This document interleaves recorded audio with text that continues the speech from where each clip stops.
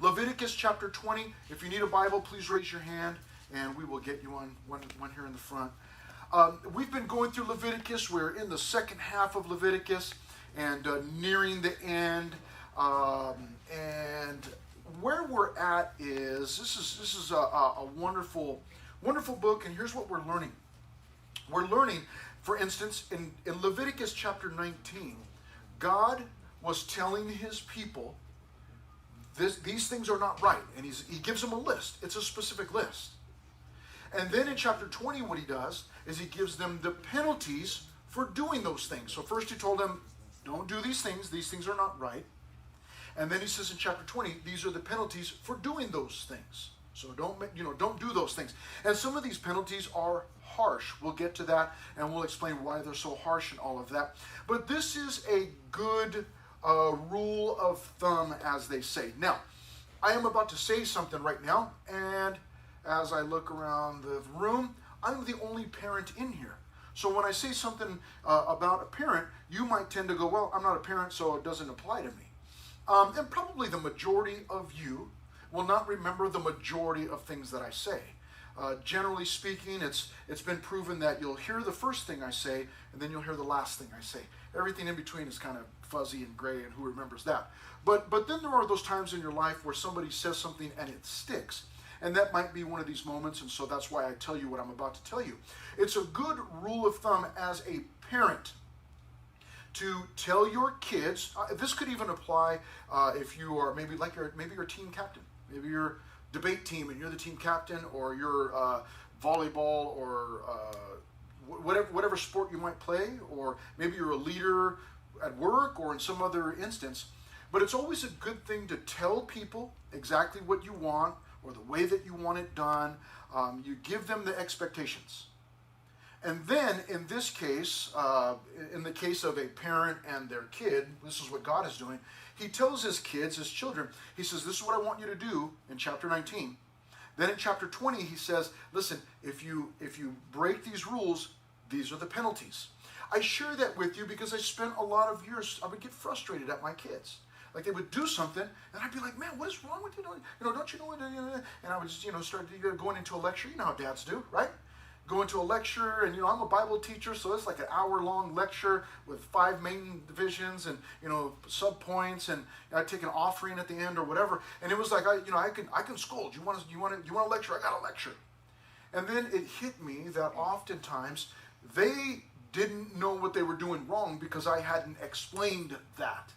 Seems really dumb. Well, that's obvious. Some of you have gotten in trouble with your parents, and you were like, I had no clue. I didn't know that I was not supposed to park the car in the neighbor's yard. You never told me that. And so you got in trouble, and, hey, these are the consequences. So it's always good to do that, and that's what God is doing here because he's a good dad. Because he's a good dad, he's telling them in chapter 19, don't do these things. This is the standard. These things are a sin. And then in chapter 20, he's going to tell them what the penalties for those things are. Those of you that are taking notes, you are privileged because the first service didn't have these, okay? Because we're still trying to, get our stuff together. Leviticus chapter 20 has 2 main divisions, okay? Penalties in verses 1 through 21, and then promises in verses 22 through 27, okay? So verses 1 through 21, penalties, and then in verses 22 to 27, promises. So obviously we are going to start with the penalties here. And the first thing that he says is, in verses 1 through 5, he says there's a penalty for committing harlotry. Imagine that on a Sunday morning at church. Let's just talk about harlotry, okay? Some of you might not know what that is. It's prostitution. What is going on? Well, what he does is he gives them, he's already told them they're not supposed to do this. Now he tells them the penalty, and here's the full title of this: committing harlotry with Molech. Okay? I didn't say mole. Some of you are like, mole? I really like mole. And am I in trouble for eating that? It's 2 different things. Molech. Molech was known to be this god, this false god, this idol. And it was made out of metal, might be made out of brass or whatever it was made out of. Probably brass, because what they would do is they would actually heat the belly up. There would be a fire inside of this thing. It's big enough, and it would be a fire in there. And the mouth on this image was real big enough to put a baby into that mouth. And what they would do as part of the worship of Molech is that they would sacrifice an infant to that Molech, to that image. And they would put the baby into the mouth, and it would fall down into the fire and burn to death. Horrific. Absolutely horrific. And so God is telling them here, you cannot do that. What we will find out is, we might be thinking, well, who would do such a thing? The people that lived around them. The land that they're going to, God is taking them to this new promised land. The people there, they do that. We'll find that out here as we read on. But he says in verse 1, then the Lord spoke to Moses, saying, again, you shall say to the children of Israel, whoever of the children of Israel, that's the people of God. That's the title for the people of God, the children of Israel. They were the Jews, okay?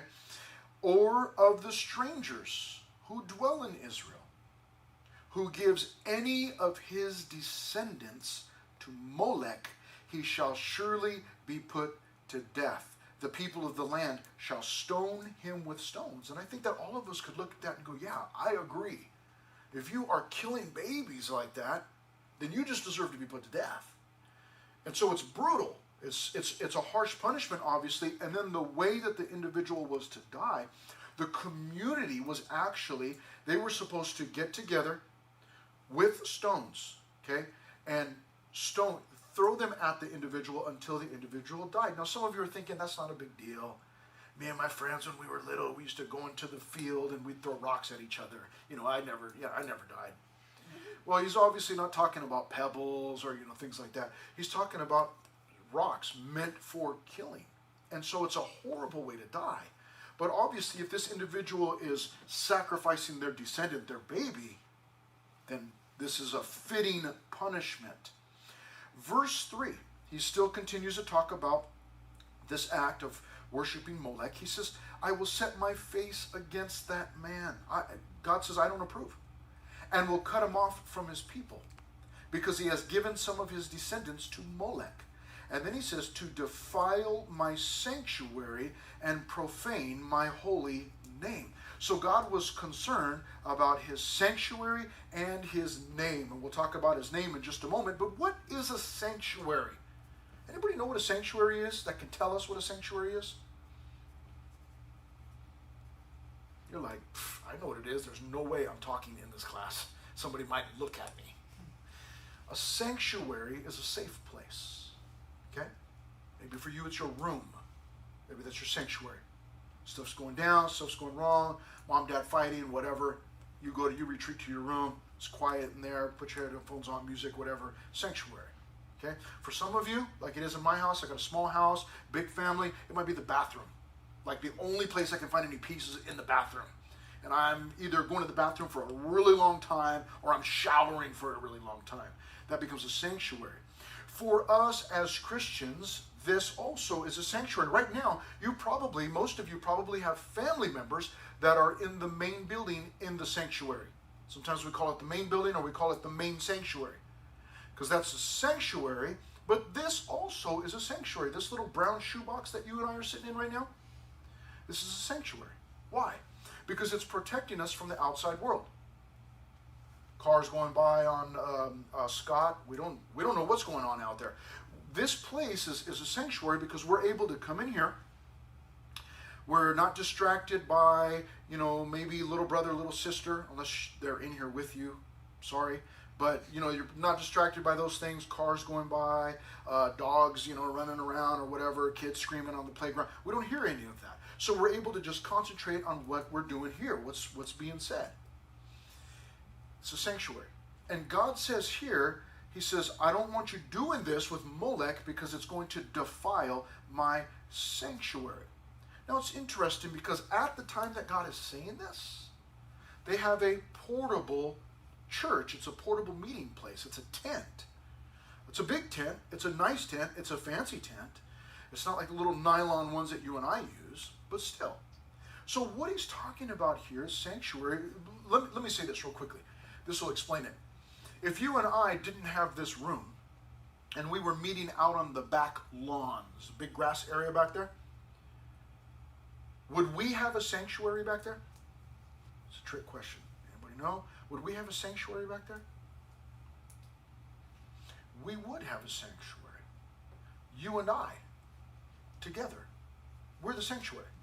So it's not so much about the building, although this is a sanctuary, this is a safe place, but being out there on the back lawn, we still have a sanctuary because it's you and I gathered up as a church group, as a church body. And we're safe in that, generally speaking, okay?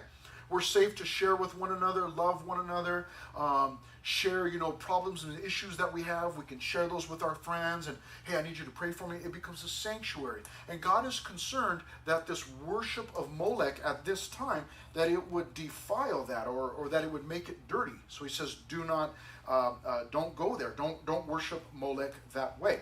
He says here at the end of verse 3, he also says, and I don't want you, if you worship Molech, it's going to profane my holy name. So God's name is holy. It means something. And he says, if you do this, it's going to dirty my name, God says. So you can't live this way. See, what God is doing is he's raising the bar. How many of you have a rule at home that you cannot walk around with your shoes? They have to be left by the door. Anybody? Anybody? Okay. A few of you do? Yeah? Okay. That's my sister. My sister has that rule. Go to the house, all the shoes are there. I go in, I'm the only one wearing shoes. Because I'm like, you're my younger sister, you don't tell me what to do. I'll wear shoes in your house, girl. And I go in, all the shoes are there. Some of you have that rule. Okay? The rest of us, we don't have that rule. We walk in, shoes, or whatever. But the point is that there are things that are going to dirty God's name. And these people must be different. The same way that at your house, your parents say, you can't walk in here because it's going to dirty the carpet. That's the whole point. Don't do that. You need to be different from everybody else. The majority of us don't have that rule at home, but you've got that rule. That's just an example. It's not, those of you that can't wear shoes in your house, I don't know if you think you're better than the rest of us, or maybe because we can wear shoes, it's like, we can wear shoes, I'm better than you. I don't know, but that's the idea, is that we've got a different set of rules God is saying to his people.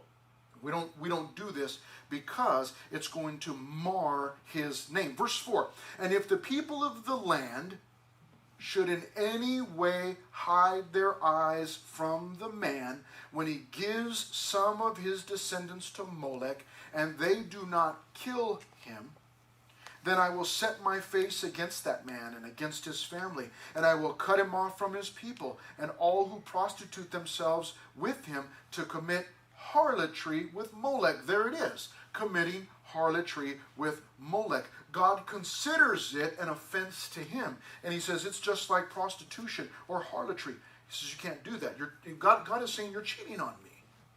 You're mine, and you're cheating on me. You can't do that.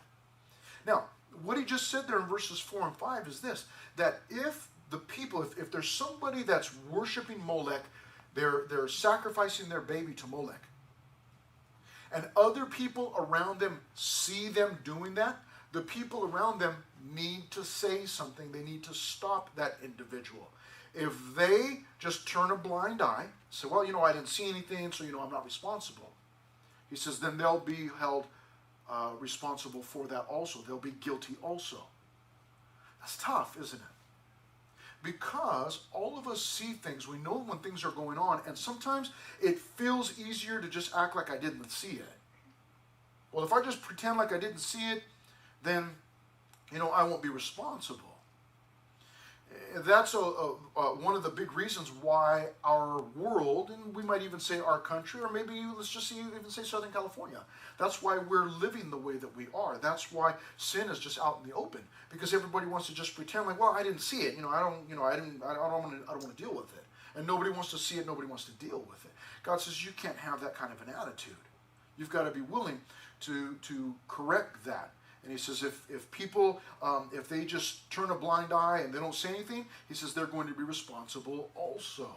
So it's important. See, what we're getting here is, I mean, when was the last time, you were walking to school, or, you were on maybe you were at school, or you're on your way to the mall or this market, and you saw an image of Molech? Anybody? So see, we read this and we go, well, I don't know nothing about Molech, so there's nothing here. No, what we're getting is God's heart about idolatry.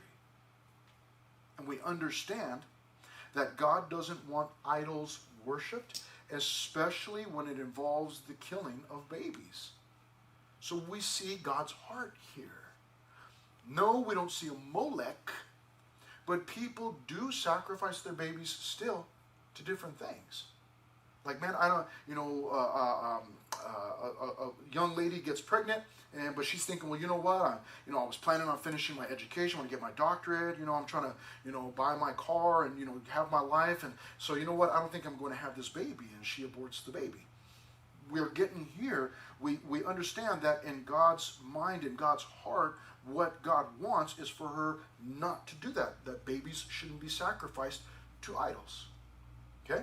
And so that's the point. So we get to see God's heart. Now the next thing he talks about here, after committing harlotry with Molech, is calling on the dead. This is a popular one now. You may not understand that or realize that, but you will in a moment.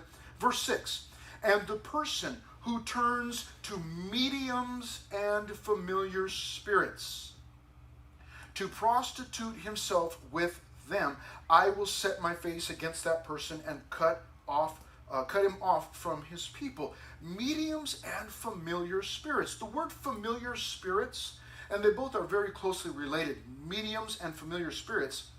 The term familiar spirits is the word necromancer. Necromancer. What is that? It's one who evokes the dead. In other words, they are contacting the dead. That's a popular thing today. It used to be that, you could call a hotline and, talk to somebody, about, could you contact my, my dead relative and, give me some information. Now you can just do it online. You can just do it right on your phone. You can just contact somebody who's a psychic, and they're going to tell you what, your great aunt, said, or what they left you or whatever. It's the same thing. That's what God's talking about here. It's trying to contact the dead. There's a strange thing here. The word familiar spirits, I told you, it's necromancer, but the word is also used for water skin bottle. Water skin bottle. In those days, they would have their water bottles were made out of, sometimes they would make them out of a portion of the animal. They would take maybe the thigh, and they would close it up on one end, they would fill it with water, and that's how they would, they would carry their water around. And he actually uses this word to describe water skin bottle, but we go, what does necromancer contacting the dead and water skin bottle have to do with each other? Well, what it has to do with each other is that the water skin bottle portion, it describes how these individuals would attempt to contact the dead. It's describing actually what it sounds like. It would be like taking your water bottle. Some of you have these things, and it would be like taking it, and this is what it sounded like. It was the idea of mumbling into a water bottle. It's like they're talking into their water bottle. I can't tell what they're saying. When an individual at that time was attempting to contact your dead relative for you, they would mumble that way. That's what it sounded like. So it sounded like somebody speaking into a water skin bottle. So he uses that same word, that same term. But it's somebody who tries to contact the dead. It's very popular now to try and do this. We have, I don't know if it shows anymore. I haven't seen any commercials for it. And I mean, who even watches TV anymore, right? But it used to be that there was this lady on TV, big, too much blonde hair and too much makeup, and she would contact dead relatives for celebrities. And so you turn it on, and you'd see her, and and there's your favorite celebrity, and they're saying, okay, could you contact my my dead grandmother or my great aunt on my father's side, twice removed or whatever. And then she would start to contact the dead, and she would say, okay, wait, I'm getting the signal, and she might say, I'm seeing a red-haired lady. Oh my gosh, red-haired lady, yeah, that was my dad's grandmother. I know what you're talking about. Okay, I'm seeing this red-haired lady, and I'm seeing a little boy. Oh my gosh, that's my dad. Yeah, the little boy. And they would have these details that no one else knew about, and it sounds convincing. Like, well, they have details that nobody else knows. I had a coworker many years ago. He was telling me, yeah, I was talking to this psychic, and the psychic was talking to my grandfather and giving me details about this wreck that my grandfather had been in. That there were details that nobody else knew, and I knew about it, but nobody else knew that, and so he was this psychic was contacting my grandfather, my dead grandfather. And it seems so convincing. Well, they know things that nobody else knows. But let me share something with you. Why is God telling the people, don't do this? It is because they're not talking to familiar spirits. They're not really talking to your dead relatives or your friends. What they are doing, in fact, is speaking or contacting or communicating with demons. And you go, demons? Like, what are you talking about? Think about it. How long have demons been around, been in existence? Does anybody know? Thousands of years. Demons, we are told, along with angels, are part of a world, a spiritual world around us that we cannot see, obviously. And the Bible describes that there are angels and there are demons. So good angels and obviously what we might call bad angels. That there is a spiritual realm taking place around us. So it makes sense that these demons would know every detail about your life or my life or your great aunt's life or your grandmother or your grandfather. And that when you think that this individual is contacting your dead relative, what they are in fact doing is contacting a demon that knows everything about your dead relative, and they share those details, and then I'm drawn in. Oh, that man, yeah, I did. Nobody's ever told me that before, but you didn't know, and I was the only one that knew that, and you told me that. So that's what's happening, and that's why God's saying, listen, don't go to these individuals, because you think you're contacting your dead relative. That's not what happens. In fact, this individual is communicating with demons, and you need to stay away from that. He says in verses 7 and 8, he gives the alternative. Consecrate yourselves, therefore. Set yourselves apart. Don't take place in that. Be holy, for I am the Lord your God. Verse 8, and you shall keep my statutes and perform them. Now notice this two-part in verse 8. Your job is to obey. Verse 8. God's job, I am the Lord who sanctifies you. So it is our job to obey what God is telling us to do or not to do. It is God's job to sanctify me. That's speaking about the work that takes place inside of me, in my heart, in my mind. He's changing the way I think. He's changing the way that I view things. So our part is we hear the rules. This is what to do. This is what not to do. Okay, I need to be obedient. God's part, changing my heart, sanctifying me. So we have here committing harlotry with Molech. There's a penalty for that, death. And then calling on the dead in verse 6. And God says, if you do that, I will set my face against that person and cut them off from his people. So the individual that goes calling on the dead, so if I go to David and David can supposedly call on the dead, God says, I'm guilty. Now he will go on to say, if David's doing that, he's guilty also. But right now he says, listen, you're guilty. Don't do that. Now verse 9, you guys are going to love this one, is a penalty for cursing your parents. Probably not a problem in here, because you all are so sweet, so loving, and so gentle. You probably, I mean, seriously, have you guys ever even been angry at your parents? Right? You're nothing like Pastor Chris. I used to get angry at my parents. We probably don't even need to read this, but I'll read it anyways. Verse 9. For everyone who curses his father or his mother shall surely be what? Put to death? Seriously? Imagine if this was still a rule. None of us would be here. We'd all be dead. For everyone who curses his father or his mother shall surely be put to death. He has cursed his father or his mother, his blood shall be upon him. Why is that so serious, man? What's the deal? It is because God understands this. I believe that this will make sense to you.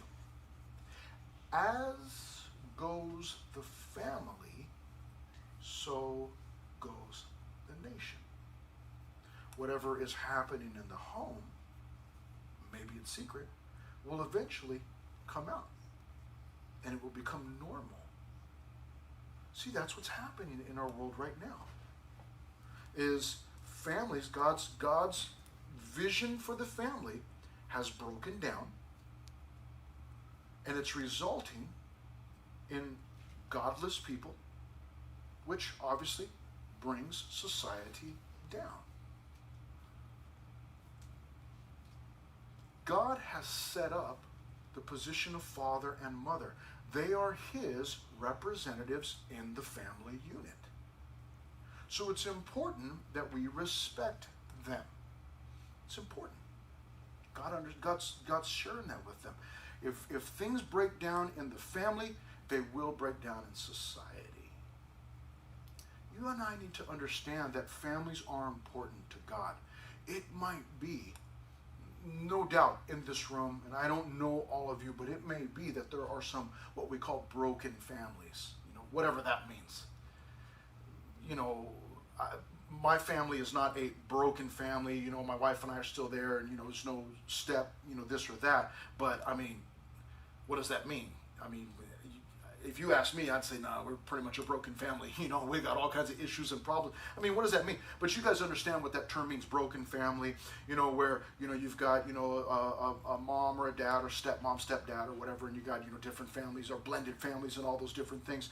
And so some of you, I don't have to tell you, you understand what happens in the family when the family divorces or there's a break in the relationships. Some of you have experienced that pain or may be even going through that now. And it's excruciating. It's terrible. And all of the problems that it produces. And obviously me being involved in church and youth ministry for a lot of years, I've seen it over and over and over and over again. It's terrible. But what happens is, as goes the family, so goes the nation. God is saying, listen, the father and the mother have been established as his image of leadership in the home. And so you need to start by not cursing your parents. You need to respect them. He says, if you do that, if you curse them, you'll be put to death. That's harsh. But understand that God here, these are people that have been in slavery. They've been living however they want to live, living like the Egyptians, whatever. They're going into Canaan where people just do whatever they want. And God is saying, no, we're in the world, but not what? Yeah, we're in the world, but not of the world. We're there, but we've got to be different, is what he's saying.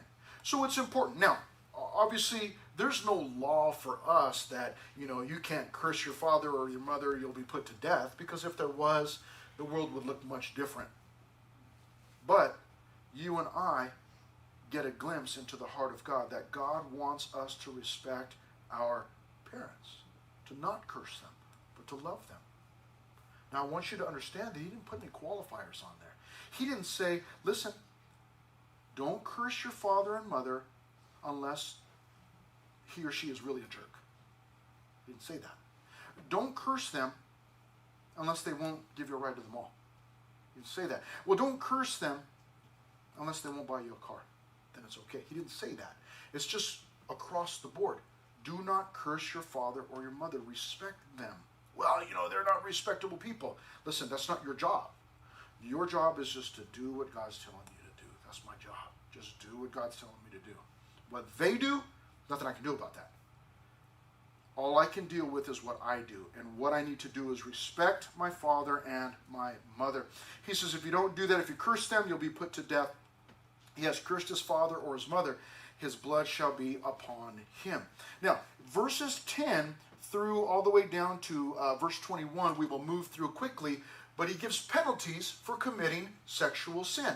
And we saw the list of sexual sins in chapter 19. So we don't need to read through all of these. I'll go through them very quickly, but there are penalties. What are the penalties? Verse 10. The man who commits adultery shall be put to death in verse 10. Death. Wow. So God doesn't want adultery taking place. Verse 11. The man who lies with his father's wife. Let that sit for a minute. Death, verse 11. And both of them are responsible, so they both will die. Verse 12.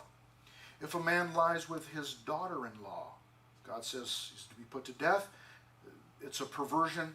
They're both guilty. Verse 13.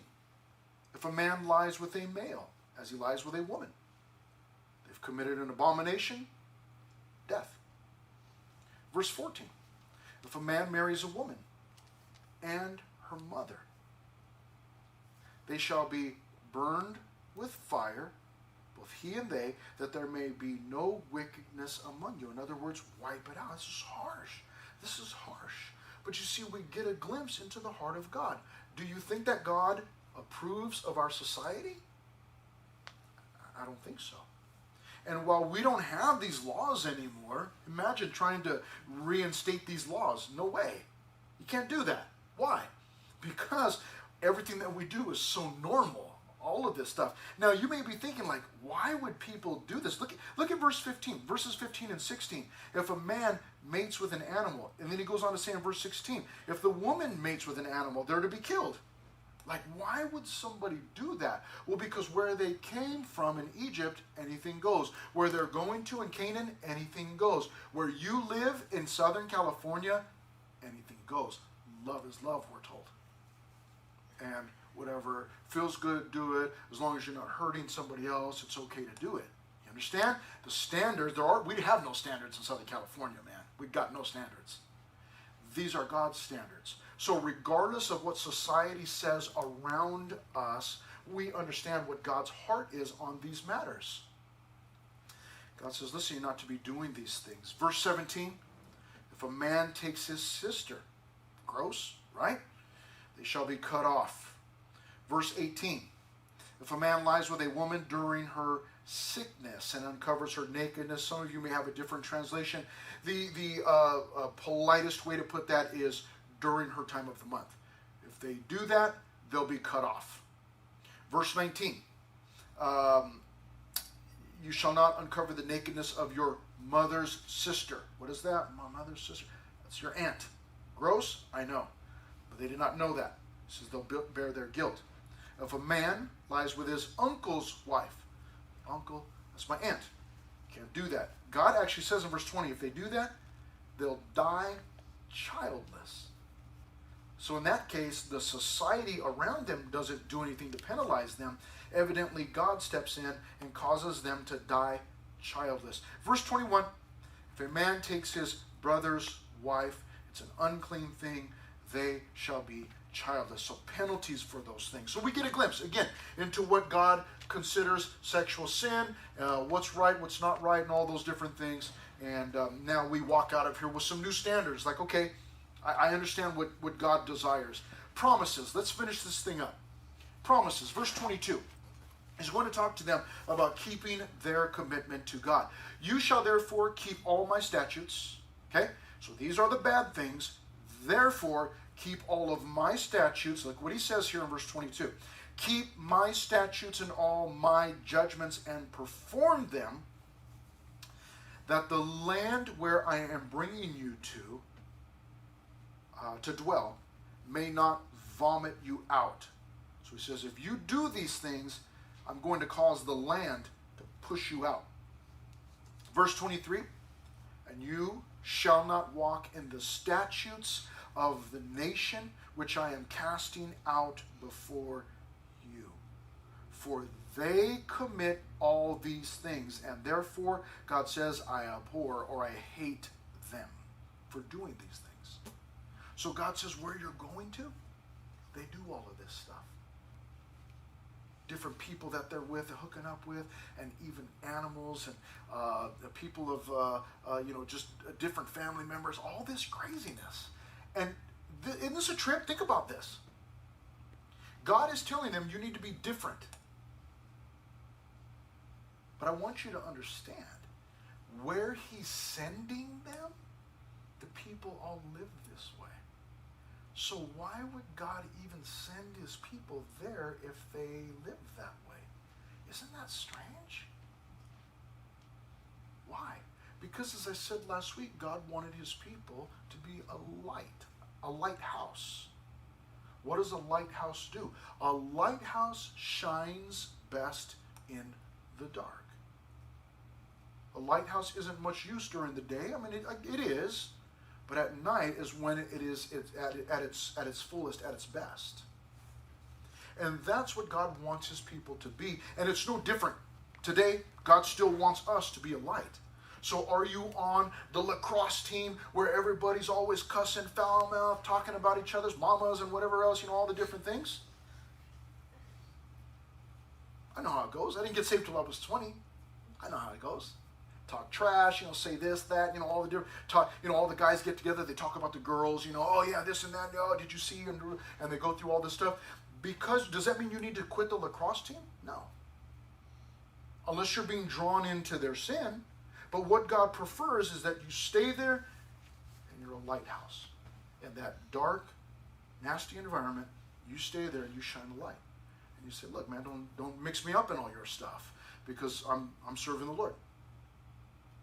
I don't need to talk about people like that or talk about those things. I want to play this sport and I want to do it for God's glory. Are you in school? Are you part of the band? Are you whatever? Every realm in your life has its people who are ungodly. And what are you going to do? You're gonna fly to Mars and just not be around anybody? No. God says, listen, you need to be right in the middle of them, in the world, but not of the world, and be an influence on them rather than them influencing you. So he says, you follow my statutes, you keep your commitment to me, and don't do what they're telling you to do. Verse 24, but I have said to you, you shall inherit their land, and I will give it to you to possess. I'm keeping my promise. I'm going to give you a land. It's going to be a land flowing with milk and honey. That's a term meaning that it's going to have everything you need. I am the Lord your God, he says, who has separated you from the peoples. You shall therefore distinguish. He had talked to him about animals prior to. Some of you weren't here for that, but he runs it down to him again. You shall distinguish between clean animals and unclean, clean birds and or unclean birds and clean.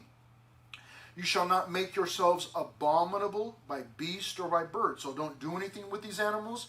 Don't turn them into idols. Don't have in Egypt they worshipped everything, insects, animals. They worshipped everything. He says don't live that way. Verse 25, or by any kind of living thing that creeps on the ground, which I have separated from you as unclean.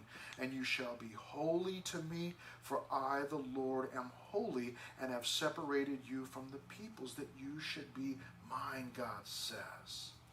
And then, I don't know, maybe if Moses just kind of forgot and thought, oh, that's right, I forgot he said this, and throws it in at the end, or if this is where God put it, I don't know. But look at verse 27.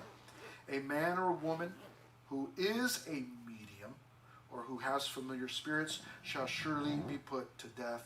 They shall stone them with stones. Their blood shall be upon them. Let's finish up by doing this. Never mind. Let me read something to you. For those of you that are taking notes, if you want to write this down and look at it later, 1 Peter chapter 2. Or if you're real fast and you know where that's at and you want to flip there, you can. But let me read a little bit of 1 Peter chapter 2 for you before we close up. He says, therefore, laying aside all malice, that's hatred, deceit, hypocrisy, envy, and all evil speaking. I mean, that describes our world. That's how they operate. He says, for us, we need to lay that stuff aside. He goes on to say this.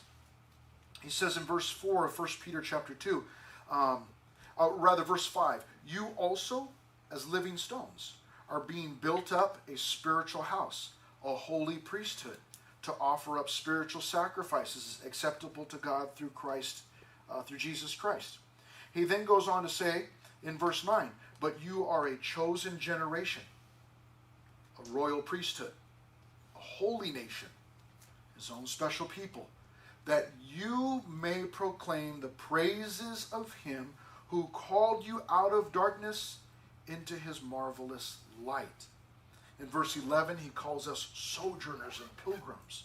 What Peter was saying was that you and I, as Christians, we're in the world, but we're not of the world. We're in the world, but we're different. And we may wear, generally speaking, the same kind of clothes that the people, we may look like the people around us. There's only so much you can do about that. But he says, in our attitude, in our behavior, the things that we do, the way that we live, the decisions that we make, the things that we say, the language that we use, he says, be different. Be different. You don't have to take off and just leave all those nasty sinners behind. He says, no, be a witness to them. Be a lighthouse to them. He called you out of darkness into his marvelous light. Now shine for everyone around you with their dark minds and their dark hearts who are lost. Shine for them.